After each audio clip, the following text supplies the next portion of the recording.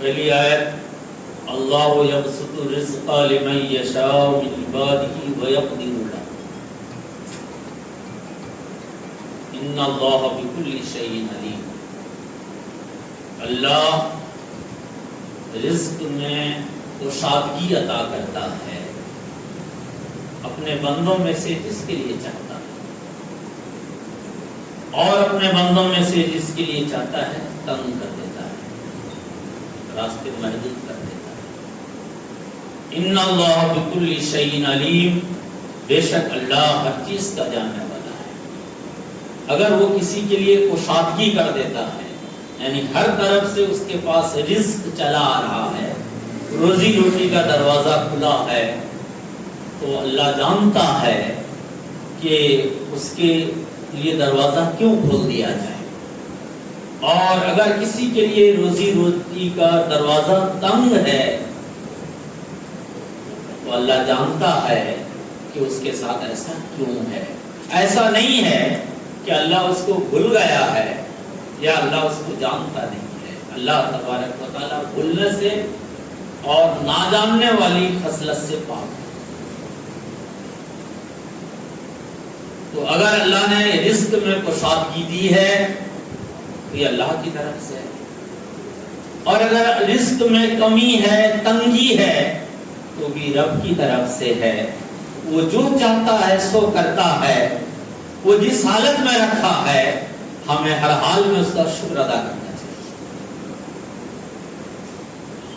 اگر ہم نے ایک گھمنڈ کیا کہ یار ہم اس لائق ہیں کہ ہمارے لیے ہر طرف سے روزی کے دروازے کھول دیے گئے ہیں، یہ میری قابلیت اور میری سمجھ بوجھ کا نتیجہ ہے، تو یہ بھی گمراہی ہے۔ اور اگر کوئی یہ سوچتا ہے کہ دنیا کا سب سے بڑا پاپی میں ہوں اس لیے میرے لیے رزق میں تنگی کر دی ہے، تو یہ بھی گمراہی ہے۔ نیکی اور بدی کا تعلق نہیں ہے رزق سے، اس کی مرضی ہے، وہ جس کے لیے چاہتا ہے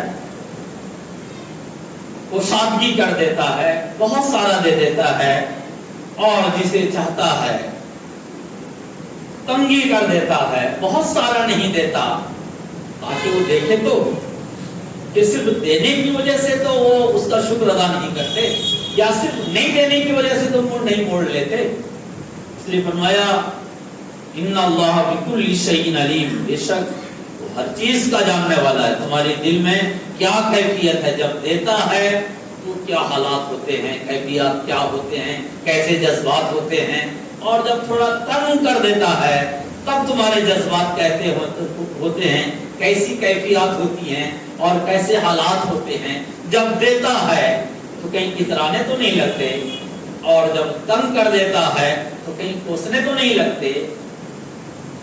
مومن کی شان یہ ہے کہ ہر حال میں اس کی بندگی کرے، اس کا شکر ادا کرے۔ وہ جانتا ہے، وہ کسی کو بھولا نہیں ہے، وہ نہ جاننے والی خصلت سے پاک ہے۔ اللہ یبسط الرزق لمن یشاء من عبادہ ویقدر له ان اللہ بکل شیء علیم۔ یہ آیت مقدس یا اس طرح کی آیت پاک قرآن پاک میں سینکڑوں مقامات پر ہے۔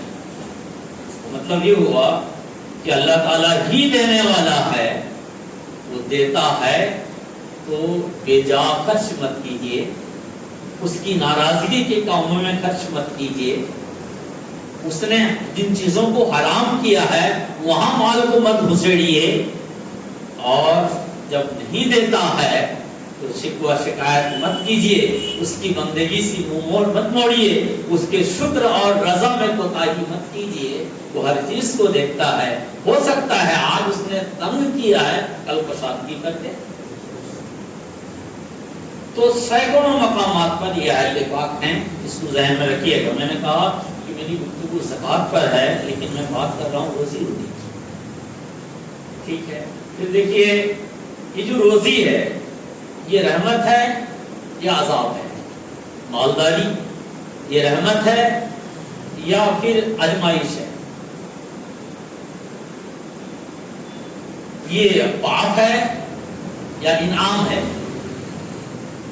تو ہم اللہ کی کتاب سے پوچھیں گے، اللہ کی کتاب دیکھیں گے۔ اللہ عز و جل کیا فرماتا ہے؟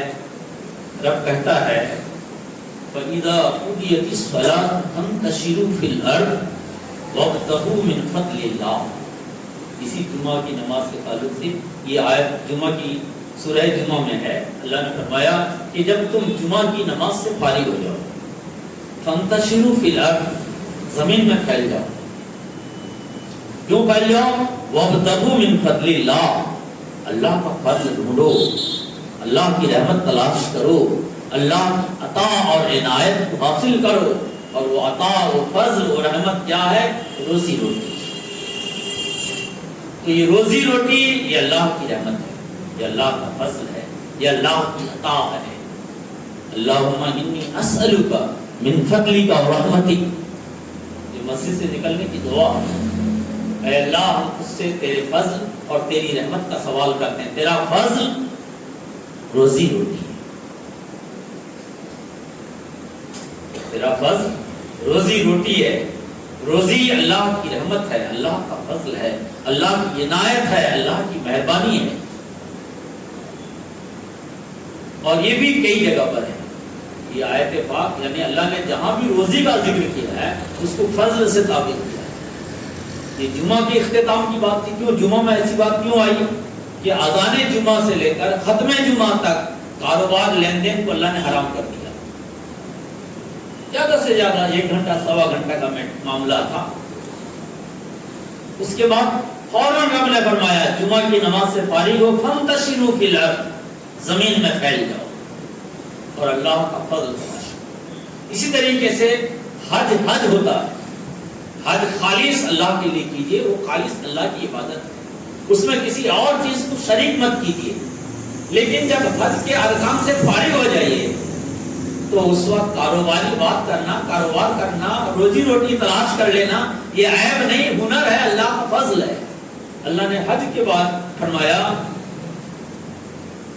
کہ ان تبتغوا فضلا من ربکم، تم ڈھونڈو، اگر چاہو تو تم ڈھونڈو اپنے رب کے فضل، یعنی روزی روٹی، یعنی روزی روٹی کی تلاش، جستجو حاصل کرنے کی کوشش، یہ اللہ کا فضل، یہ اللہ کی رحمت۔ جو لوگ روزی روٹی کی تلاش میں رہتے ہیں اور ایمانداری سے کام لیتے ہیں،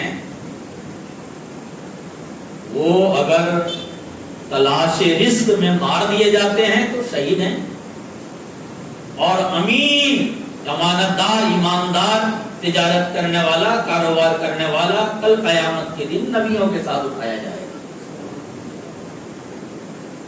یعنی دولت مند ہونا یہ عیب نہیں، یہ اللہ کی رحمت ہے، یہ اللہ کا انعام ہے۔ لیکن دولت حاصل کرنے کے بعد خدا کے سامنے ڈر جانا اور خدائی کے احکامات کو پسے پشت پھینک دینا، یہ کفر بھی ہے، یہ گمراہی بھی ہے، یہ ناشکری بھی ہے۔ اور جو دولت کی اور مال و زر کی برائی آئی ہے وہ اسی قسم کے لوگوں کے لیے ہے۔ ہم اپنے نبی صلی اللہ علیہ وسلم کی جب سیرت کی بات کرتے ہیں اور عموماً جب اناڑی لوگ بات کرتے ہیں تو وہ زیادہ تر نبی اکرم صلی اللہ علیہ وسلم کو ایسا پیش کرتے ہیں کہ دنیا کے سب سے بڑے محتاج آپ تھے۔ حالانکہ جب ہم قرآن، حدیث اور سنت کا مطالعہ کرتے ہیں تو بے شک نبی اکرم صلی اللہ علیہ وآلہ وسلم کی زندگی میں ایک دور ایسا آیا ہے جو پیٹ میں پتھر ماننے پڑے ہیں اور کئی وقت پھاکے گزرے ہیں، لیکن زندگی کا زیادہ تر حصہ ایسا رہا ہے جس میں آپ بڑے مالداروں میں سے، اس میں کوئی دو رائے نہیں۔ مدینے میں جب آپ آئے ہیں مکہ چھوڑ کر تو سب کچھ مکہ میں چھوڑ کے آنا پڑا ہے، صرف اکیلی جان تھی، اور یہ آپ کے اور آپ کے صحابہ کے ساتھ تھا۔ مدینہ آئے، اہل مدینہ نے دل کھول دیا، اور 2 ہی سال کے اندر مدینے میں زیادہ تر جن لوگوں کا ہری بھری زمین پر، سر سبز و شاداب زمینوں پر جن ظالم قوموں کا قبضہ تھا، ان لوگوں نے خدا اور رسول سے بدعہدی کی، اور اللہ اور رسول نے انہیں مدینہ سے جلا وطن کر دیا، مدینہ سے نکال بھگایا، اور وہ سارے جائیداد، ساری پراپرٹیاں مسلمانوں کو رسول اکرم صلی اللہ علیہ وآلہ وسلم کو حاصل ہوئی، اور آپ کی تنگدستی خوشحالی میں بدل گئی۔ یہ اور بات ہے کہ رسول اکرم صلی اللہ علیہ وآلہ وسلم امیروں جیسی آن بان ٹھاٹ بات وہ آپ کو پسند نہیں تھا، اس لیے آپ نے وہ اختیار نہیں کی۔ دولت یہ اللہ کا انعام ہے، لیکن آپ کے پاس جو دولت ہے یہ آپ کی سمجھ آ گئی، اس میں آپ کی کاوش سے زیادہ آپ کی رب کی عطا ہے۔ ہمارے پاس جو کچھ بھی ہے ہماری عقل اور ہماری سمجھ سے زیادہ ہمارے رب کی مہربانی ہے، یہ ایمانداروں کو ماننا پڑے گا۔ اور جب ہمیں مان لیتے ہیں کہ ہمارے پاس جو کچھ ہے یہ ہمارے ابا کا نہیں، جس نے ابا کو پیدا کیا اس کا دیا ہوا ہے، تو پھر اس مال میں جو رب کا حکم ہے وہی چلے گا، جو ہماری خصلت ہے وہ نہیں چلے گی، جو ہماری فطرت ہے وہ نہیں چلے گی، جو رب کی مرضی ہے وہی چلے گی۔ اور وہ ہے مسلمانوں کے مال میں ایک حصہ اللہ نے ان لوگوں کے لیے مقرر کر رکھا ہے جو لوگ تنگ دست ہیں، محتاج ہیں، نادار ہیں، حاجت مند ہیں، ضرورت مند ہیں، ان کا حصہ رب نے مقرر کر رکھا ہے۔ جیسے آپ اگر کاروبار کرتے ہیں، آپ کے کاروبار میں کوئی پارٹنر ہوتا ہے تو اس پارٹنر کے مال کو آپ دبا نہیں سکتے، کیونکہ وہ آپ کا شریک کام ہے، شریک تجارت ہے، اس لیے اس کا جو حصہ وہ آپ کو دینا پڑے گا۔ رب نے جس نے تم کو مال دیا ہے اسی نے ان لوگوں کو تمہارے مال کے ایک حصے میں شریکدار بنایا ہے جن لوگوں کو اس نے مال نہیں دیا۔ رب کہتا ہے والذین فی اموالہم حق معلوم للسائل والمحروم، تمہارے مالوں میں ایک مقررہ مقدار یہ حق ہے ان لوگوں کا، للسائل والمحروم، مانگنے والوں کا اور ناداروں کا، ضرورت مندوں کا۔ اگر آپ زکوٰۃ دیتے ہیں، صدقہ دیتے ہیں، صدقہ فطر دیتے ہیں، خیرات کرتے ہیں، تو یہ آپ اپنا نہیں دے رہے، بلکہ رب نے آپ کو جو مال دیا ہے اس مال میں اس نے جو غریبوں کا حق مقرر کیا ہے وہ مقرر کردہ حق ادا کرتے ہیں۔ یہ بات اگر انسان کو سمجھ آ جائے، یہ بات اگر ہماری کھوپڑی میں آ جائے، یہ بات اگر ہمارے علم میں آ جائے تو آپ یقین جانیے کبھی بھی آپ کا ہاتھ نہیں رکے گا حقداروں کو حق دینے میں، کیونکہ حقداروں کا اگر حق آپ نے دبایا تو اس سے بڑا پاپ اور اس سے بڑا جرم کوئی دوسرا نہیں۔ جس کا جو حق ہے حقداروں کو اس کا حق دے دیجیے،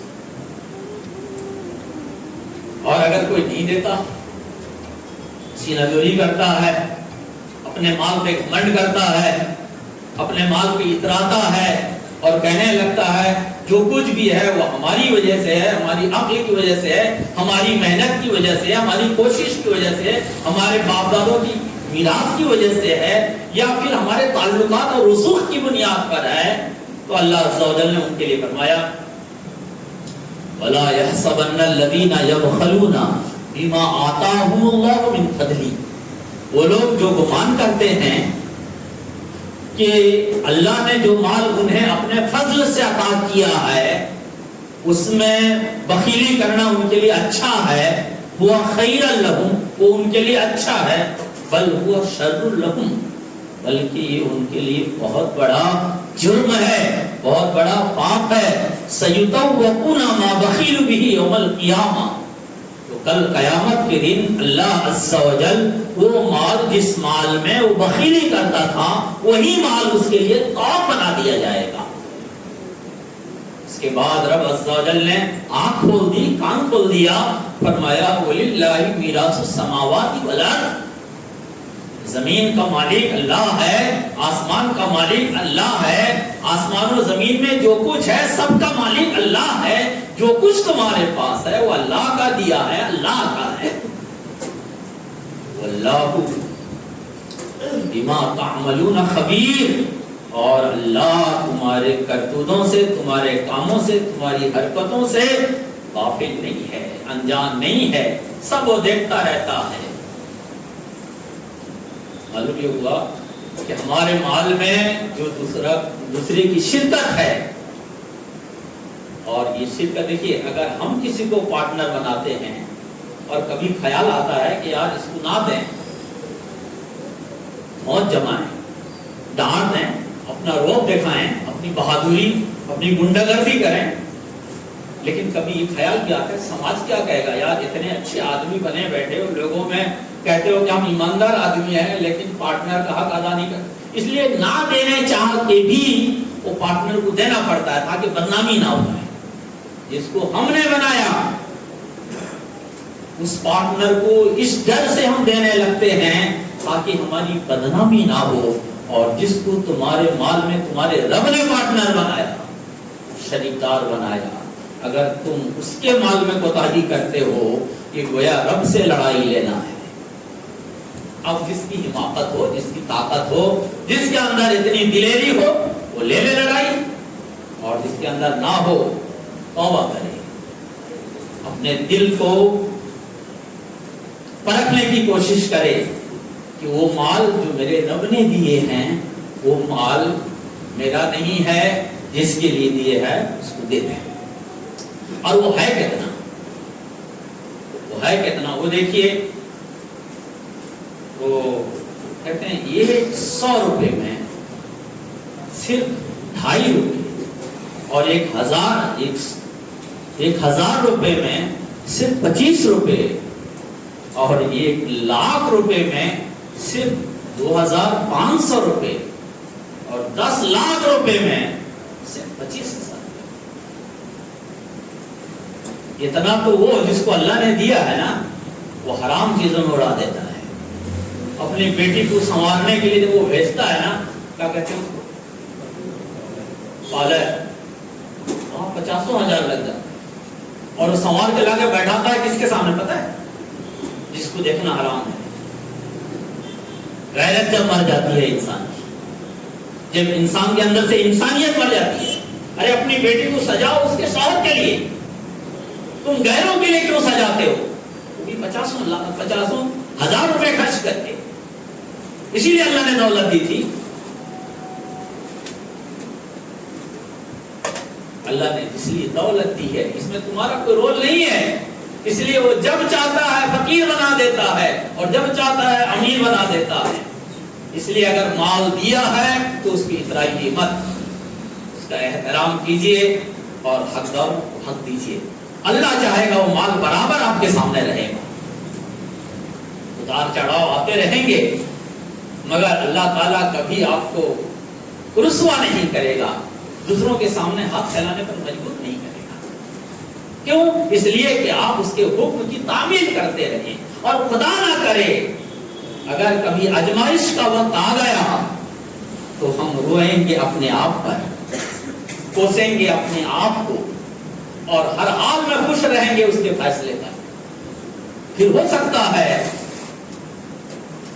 وہ حضرت ایوب علیہ السلام کے صدقے ہم پر رحمت کر دے کہ سارا دولت چوپٹ ہو گئے تھے، برباد ہو گئے تھے، لیکن وہ اثر نو اس سے زیادہ تھا۔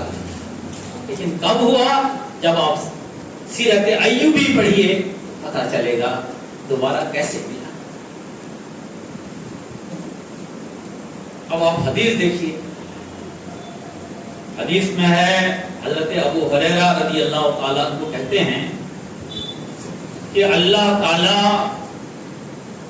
رسول اکرم صلی اللہ علیہ وسلم نے فرمایا جو کوئی بھی اپنی پاک کمائی سے اللہ کے لیے صدقہ کرتا ہے، صدقہ جو لفظ ہے عام لفظ ہے، وہ آپ جو چھوٹی موٹی خیرات کرتے وہ بھی صدقہ ہے، اور زکوٰۃ جو ادا کرتے وہ بھی صدقہ ہے، صدقہ فطر دیتے وہ بھی صدقہ ہے، اور صدقہ کا جو مفہوم ہے بہت بڑا ہے۔ اگر آپ کے پاس کچھ بھی نہیں ہے اور کوئی آدمی آپ کو دولت مند سمجھ کر یا پیسہ والا سمجھ کر ہاتھ بڑھا دیا ہے اور آپ اس کو اچھے انداز میں ڈیل کر لیجئے، یہ بھی صدقہ ہے، یہ بھی صدقہ ہے، اس کو آدمی کو برا نہ لگے، یہ صدقہ ہے۔ تو صدقہ ایک عام لفظ ہے۔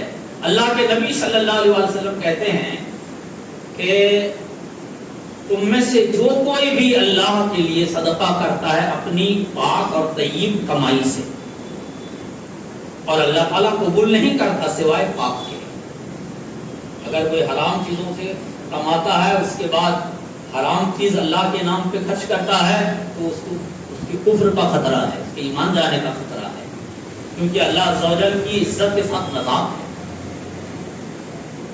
تو اللہ کے نبی صلی اللہ علیہ وسلم کہتے ہیں کہ وہ جب بندہ خرچ کرتا ہے اس طریقے سے، تو اللہ اسے اپنے دائیں ہاتھ سے قبول کرتا ہے، دائیں ہاتھ سے قبول کرتا ہے، اور اس کو بڑھاتا رہتا ہے، بڑھاتا رہتا ہے، جیسے کہ تم میں سے کوئی اونٹ یا گھوڑے کے بچے کو پالتا رہتا ہے اور بڑھاتا رہتا ہے، حتی تکون مثل الجبل او اعظم، یہاں تک کہ وہ پہاڑ جیسا ہو جاتا ہے یا اس سے بڑھ جاتا ہے۔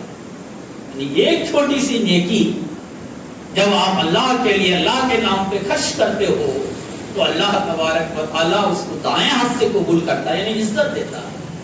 اگر آپ کوئی چیز دے رہے ہیں اور ہم بائیں ہاتھ سے لے رہے ہیں، تو اس کا مطلب ہم آپ کو اہمیت نہیں دے رہے، یہ سنت کے بھی خلاف ہے۔ اور اگر ہم دائیں ہاتھ سے لے رہے ہیں، مکمل توجہ کے ساتھ لے رہے ہیں، تو گویا ہم آپ کو اہمیت دے رہے ہیں۔ تو اللہ تعالیٰ آپ کے صدقہ کو اہمیت دے رہا ہے، وہ دائیں ہاتھ سے قبول کر رہا ہے، وہ چاہتا تو بائیں ہاتھ سے بھی قبول کر رہا ہے۔ یہ اللہ اہمیت دے رہا ہے، اور وہ پھر پہاڑ جیسا بنا دیتا ہے، یا پہاڑ سے بھی زیادہ۔ اور ایک حدیث ہے، حضرت عدی ابن حاتم کہتے ہیں کہ اللہ کے نبی صلی اللہ تعالی علیہ وآلہ وسلم نے فرمایا، تم میں سے ہر ایک، اہل ایمان سے خطاب تھا، تم میں سے ہر ایک ان قریب بہت جلد اپنے رب سے ملاقات کرے گا، اپنے رب سے ملے گا، بغیر کسی ترجمان اور بغیر کسی آڑ کے۔ یعنی جب کسی بڑے صاحب سے ملنا ہوتا ہے تو ایک دوسرے کے سہارا لینا پڑتا ہے، یا پھر ہم اس کی زبان نہیں جانتے تو ایک بیچ میں ایک آدمی ہوتا ہے جس کو ہم ترجمان کہتے ہیں، وہ ہماری بات اس کو سمجھاتا ہے، اس کی بات ہم کو سمجھاتا ہے۔ مگر رسول اکرم صلی اللہ علیہ وسلم فرماتے ہیں کہ ان قریب تم اپنے رب سے ملو گے، کوئی ترجمان نہیں ہوگا، کوئی آڑ نہیں ہوگا، اور وہاں تم دیکھو گے، تم دائیں طرف دیکھو گے تمہارے اعمال ہوں گے، بائیں طرف دیکھو گے تمہارے اعمال ہوں گے۔ وہ اعمال اچھے بھی ہو سکتے ہیں، برے بھی ہو سکتے ہیں، جیسے تم نے کیے ہوگے وہ ہوگا۔ تم دائیں طرف دیکھو گے تمہارے اعمال نظر آئیں گے، تم بائیں طرف دیکھو گے تمہارے اعمال نظر آئیں گے، اور تم اپنے آگے کی طرف دیکھو گے تو جہنم نظر آئے گا۔ اس کے بعد رسول اکرم صلی اللہ تعالی علیہ وآلہ وسلم فرماتے ہیں، فاتقوا النار ولو بشق تمر، تم آگ سے بچو اگرچہ ایک کھجور کا ٹکڑا ہی کیوں نہ ہو۔ لیکن اللہ نے اگر تمہیں گنجائش دی ہے، تمہارے پاس گنجائش نہیں ہے ایک ہی کھجور صدقہ کرنے کا، ایک روپے خرچ کرنے کی توفیق ہے، تو اس ایک روپے کو خرچ کر کے جہنم سے بچنے کی کوشش، کیونکہ کبھی کبھی وہ چھوٹا سا صدقہ جو تمہاری حیثیت سے زیادہ ہے، وہ اللہ عز و جل کو بھا جاتا ہے۔ اس طرح کے سینکڑوں نظیریں ہیں اور باتیں آتی رہتی ہیں، لیکن سب نظیروں کا ٹائم نہیں ہے، 5 منٹ بچا۔ ایک حدیث سنانا ہے جو بارہا آپ نے سنا ہے، وہ حدیث ایسی ہے جو ہر بیماری کا علاج ہے۔ بیماری سے مراد وہ جو دل کی بیماری، جو اللہ کے نام پہ خرچ کرنے نہیں دیتی، وہ بیماری ہے، اور وہ بیمار لوگ کل بھی تھے، آج بھی، اور خدا کرے کہ کل نہ ہو۔ مگر ایسے بیمار لوگ رہتے ہیں، ایسے بیمار ذہن کے لوگ رہتے ہیں۔ حضرت ابو ہریرہ رضی اللہ تعالیٰ عنہ کہتے ہیں کہ رسول اکرم صلی اللہ تعالیٰ علیہ وآلہ وسلم نے بنی اسرائیل کا واقعہ بتایا کہ 3 لوگ تھے، اندھا تھا، کوڑھی تھا اور گنجا تھا۔ یہ واقعہ بار بار آپ نے سنا ہے۔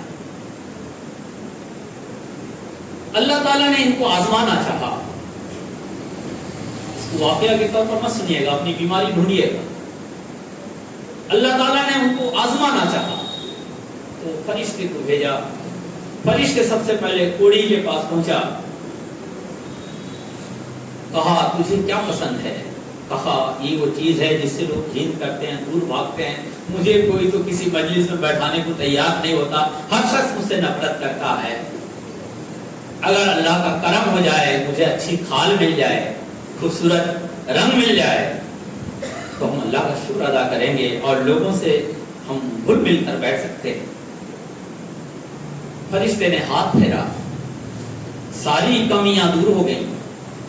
پھر پوچھا تجھے مال میں کیا پسند ہے؟ اس نے کہا کہ اونٹ مجھے بہت پسند ہے۔ ایک ایسی اونٹ فرشتے نے دے دی جو چند دنوں میں بچہ دینے والی تھی،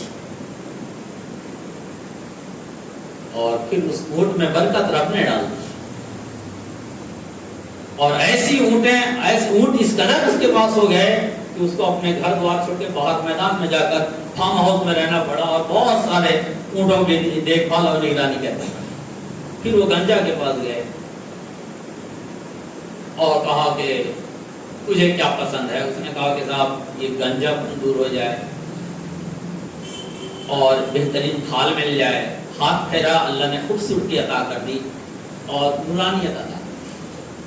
فرمایا تجھے مال میں سے کیا پسند ہے؟ اس نے کہا کہ مجھے گائے پسند ہے۔ ایک بچہ دینے والی گائے دے دی، اور اللہ نے ایسی گائے میں برکت دی کہ اسے اپنا گھر بار چھوڑ کے باہر جا کر اس کی دیکھ ریکھ کرنی پڑی۔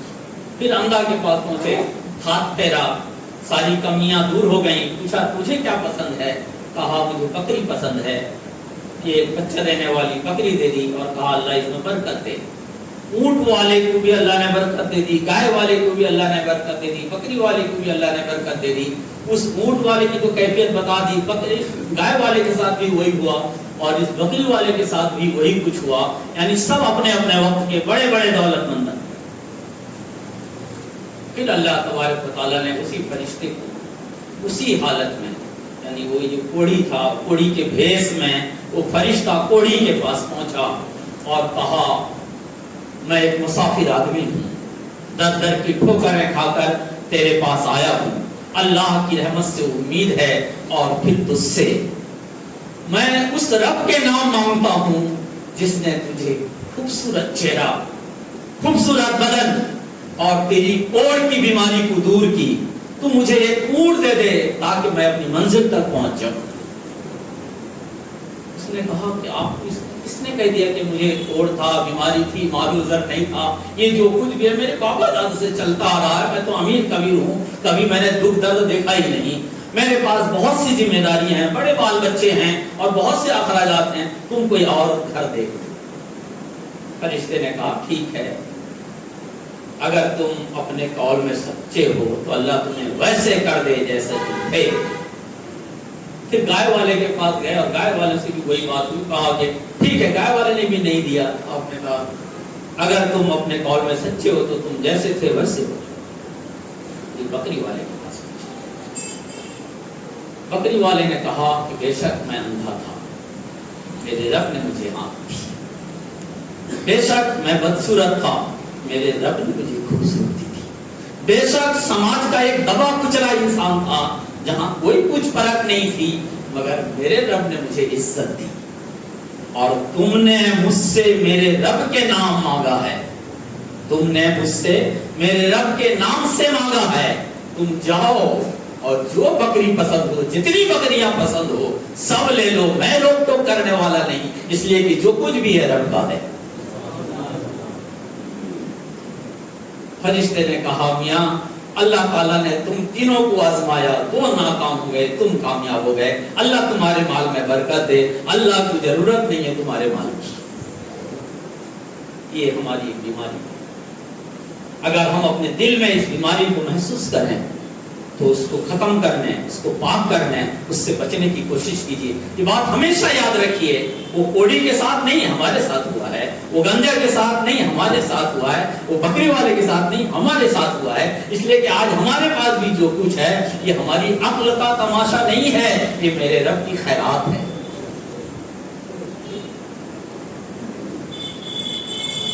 زکوٰۃ اللہ نے فرض کی ہے، اس لیے زکوٰۃ نکالنے میں بالکل کوتاہی مت کیجیے۔ آپ کے پاس کتنا مال ہے وہ آپ جانتے ہیں، حساب بتا دیا ہے، آج کل حساب عام ہے، مسلمان کے گھر میں آپ پیدا ہوئے ہیں، آپ کو بہت کچھ معلوم ہے۔ اپنا جوڑ کر دیجیے. اور یہ بھی پتا ہے آپ کو سب سے پہلے آپ کے رشتہ داروں میں، آپ کے خاندان میں جو ضرورت مند ہے ان کو دیجیے.